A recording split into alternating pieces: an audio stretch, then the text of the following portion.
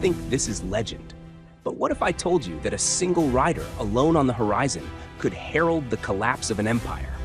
The sun scorched the steppes of Central Asia as the dust trails of hooves stretched across the land like ghostly fingers. From the western edge of the Khwarezmian Empire to the ancient forests near the Carpathians, the Mongols struck with precision, planning ambushes that seemed less like battle and more like dark choreography. One such ambush unfolded near the Sirdarya River, a trap so elaborate, so devastating, that it shattered an army before they ever reached the battlefield. It began with silence. The Mongols had abandoned their camp, fires still warm, weapons left behind in perfect order.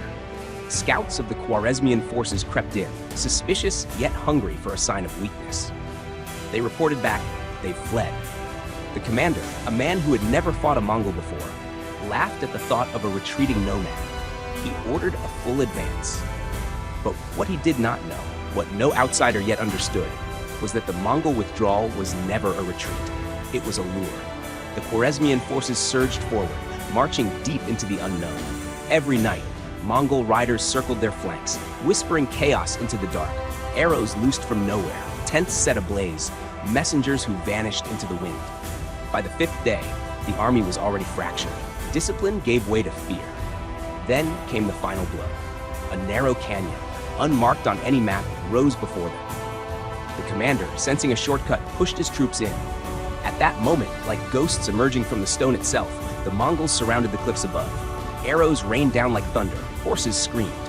Men died without seeing a single face. Not a single Mongol had been visible until the killing began. By nightfall, the canyon was a graveyard. And the Mongols? They vanished again into the dust. In the aftermath of that massacre, tales of the canyon ambush spread like wildfire across Asia. Whispers in marketplaces, among caravans, and in the courts of kings all carried the same grim refrain. The Mongols don't fight battles, they write endings. But that was merely the beginning. Years later, in the lush valley of the Sajo River, the Kingdom of Hungary braced for a confrontation unlike any they had faced before. King Bela IV had summoned knights from across Europe, a formidable coalition of crusaders, archers, and heavy cavalry. They built bridges, dug trenches, and trusted their sheer numbers to stand against what they believed was a wild horde from the east. What they didn't understand was that they were walking into the masterpiece of Subutai, the Mongol general known not just for war, but for symphonies of destruction. In the days leading up to the battle, the Mongols faked a retreat again. They scattered, let themselves be chased, and left behind broken wagons, dead horses, and even wounded men. All calculated, all deliberate. King Bela's confidence grew. He ordered pursuit, and when his army crossed the Sajo River to strike at what seemed like a disorganized foe, Subutai struck back, not from the front, but from behind. That night, under a moonless sky, the Mongols rebuilt a hidden bridge miles upstream, crossing silently in the dark. By dawn, they encircled the Hungarian camp from both sides. Horns blared. The ground shook. The ambush was not a moment, but a wave, rolling and relentless. Archers on horseback cut through knights in armor as if they were standing still. Hungarian formations collapsed, their lines broken by invisible hands. In a matter of hours, the mighty Christian army disintegrated. The screams of the fallen were carried across the fields by the wind, only to be silenced by arrow and hoof. King Bela escaped with his life, but his kingdom was left in ruins. Burned villages, empty castles, and no allies to call. This was not just an ambush. It was the dismantling of a kingdom in a single, perfect stroke. Further east, where the winds of the Gobi Desert whispered secrets to the bones of fallen warriors, another ambush was already in motion. This time against the Jin dynasty, whose fortresses and great walls had once repelled centuries of barbarian raids. But they had never faced the art of annihilation that the Mongols wielded like a blade. Genghis Khan understood the mind of his enemies better than they understood themselves. He knew the Jin would rely on their defenses, stone walls, fortified cities, narrow mountain passes. So, he created the illusion of a direct assault. He sent wave after wave toward the Great Wall's weak points. Siege towers rolled forward, battering rams crashed against gates, and the Jin responded with all their might, mobilizing legions, reinforcing border fortresses, and waiting for the decisive battle. That battle never came. Instead, while the Jin were occupied at the front, Subutai and Jebe, two of Genghis Khan's most feared generals, vanished with 20,000 elite riders into the wild, unguarded north. It was a suicide mission on paper, across frozen rivers, snow-choked mountains, and hostile tribal lands. But that was the point. No one expected it. No one would believe it. For weeks, there was silence. Then, like thunder in a clear sky, the Mongols reappeared, behind enemy lines. They struck at undefended supply depots. They burned crops and flooded irrigation systems. They poisoned wells, and most fatally, they attacked the capital city from the rear while the bulk of Jin forces were still hundreds of miles away.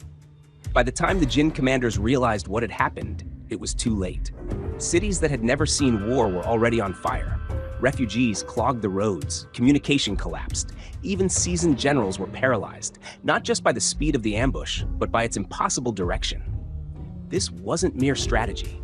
This was psychological demolition. The Jin emperor fled. His court disintegrated. The dynasty began to rot from the inside, months before the final sword ever fell. And all of it began with a feint at the wall and a disappearing act into the snow. By now, the world had begun to learn, but too late, that Mongol ambushes were never just military maneuvers. They were tests of perception, trials of fear. And no empire, no matter how vast or old, was immune.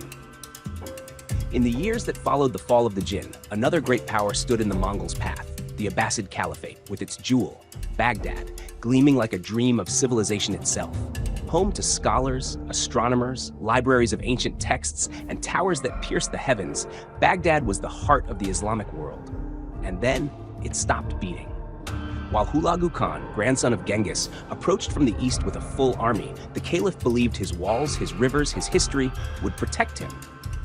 But he underestimated the Mongol taste for legacy-ending destruction. Hulagu did not march directly. He sent scouts first, thousands of them, like ghosts in the dunes. They mapped the land, the water systems, the pulse of the people. And then he began to erase them. Villages outside the capital were captured and left untouched, until their men mysteriously vanished. Wells were found poisoned. Caravans disappeared mid-journey. Every night, the sound of galloping hooves echoed just beyond torchlight.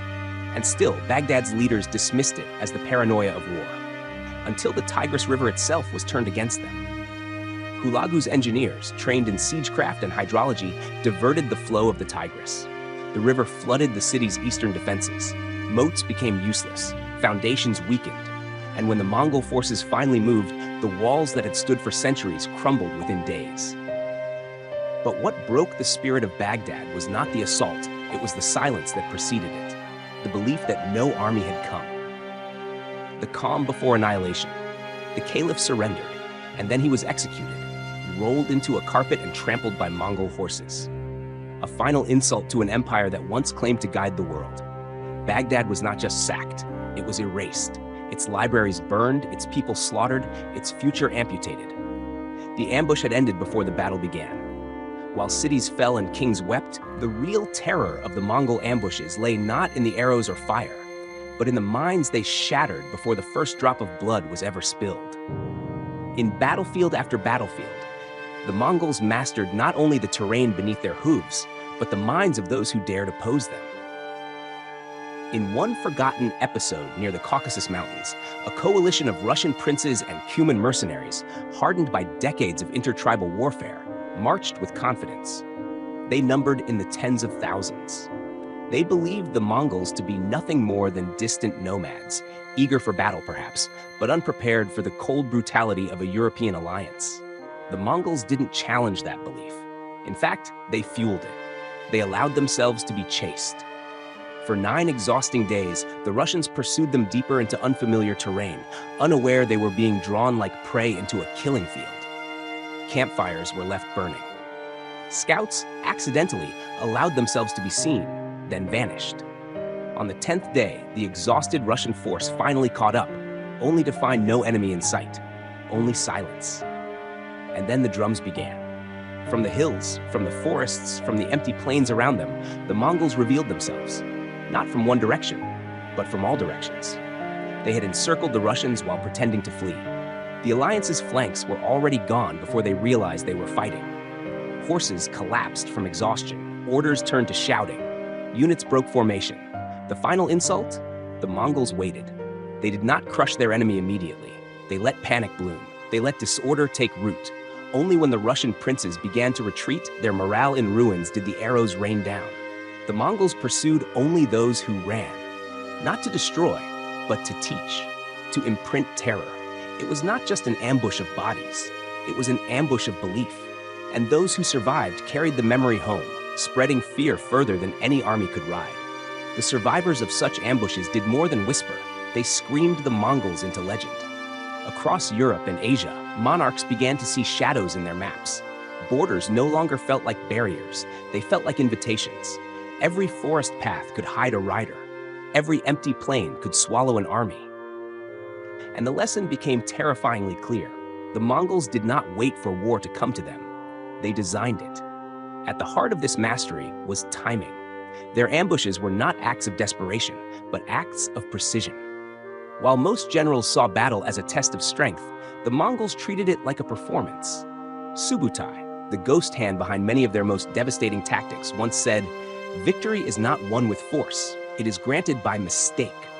He knew exactly when an enemy commander would overreach, when a supply chain would snap, when arrogance would bloom. And he struck not with emotion, but with mathematical clarity. But what made these ambushes truly devastating wasn't just tactics. It was coordination. Across thousands of miles, Mongol messengers, mounted on the best horses in the world, moved information at impossible speed. One army could engage an enemy in the west, while another prepared a trap in the east, all synchronized to spring at a single moment. No empire before them had ever wielded geography like this. Rivers, deserts, even mountain ranges, all became tools in the Mongol playbook. And unlike other empires, they did not simply conquer. They observed, adapted, and refined. From the Chinese, they learned siege engineering. From the Persians, logistics. From the Turks, cavalry tactics. And from every fallen city, they absorbed knowledge, then returned it in the form of obliteration. The final twist of the blade? Mercy was not in their vocabulary. To fall into a Mongol ambush was to experience an extinction-level event. No reinforcements would come. No banners would rise again. The trap was not just physical, it was historical. Your empire ceased to exist, not only in space, but in time. In the end, these ambushes weren't about battlefield glory. The Mongols didn't care for monuments, medals, or songs sung in smoky halls.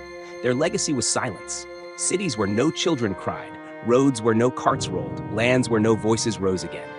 That was their victory, not in what they took, but in what they erased. But for those who study history, who dig through ash and bones to understand what happened, there is something more.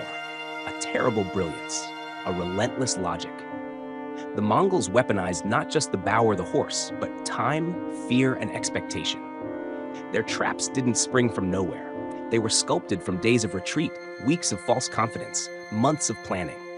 The Mongols knew that the greatest ambush was one in which the enemy arrived willingly, eagerly, blindly, led not by force, but by pride.